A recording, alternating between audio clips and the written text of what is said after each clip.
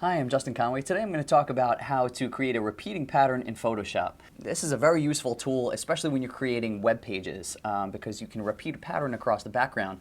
Something that you've seen a lot when you go to web pages, often a logo that kind of goes across the background and gives the web page a little bit of a deeper look, or more aesthetic properties. So first thing that you want to do is open up Photoshop, open up a new file, and select the size of the file that you'd like to use.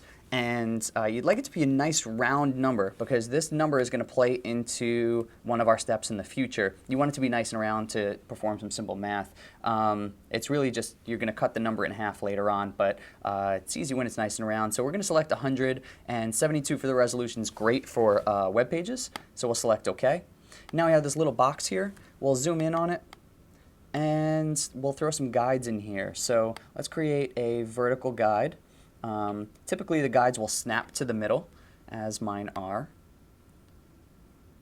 If not, you can either figure that out or select snap to guides in your menu list. And now we're going to create our actual image. If you have an image that you'd already selected that you'd like to use, you can import that. For us, we're just going to create a box right across the middle. And let's make sure that that's centered. We'll select it, make sure it snaps to the middle. We're good. Okay. And then we're going to rasterize this layer by right-clicking on the layer itself and go to Rasterize Layer. So now it's actually just an image and not a shape.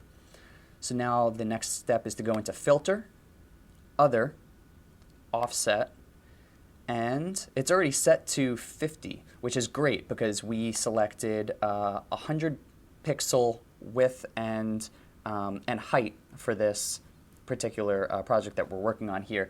Whatever size image you're working with, you want this offset to be 50% of that.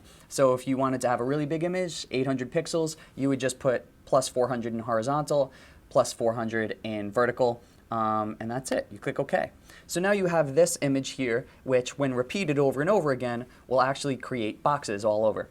And the way you get that all set up into Photoshop is go to Edit, and you want to define it as a pattern. So you're going to click Define Pattern. We can call it Pattern 2. Click OK. And now it's ready for use as a pattern. So when you open up a new Photoshop document and you're layering a pattern across the document, you can select this pattern that you just created, and it'll copy right across your document. So that is how to create a repeating pattern in Adobe Photoshop. My name is Justin Conway. I hope you enjoyed.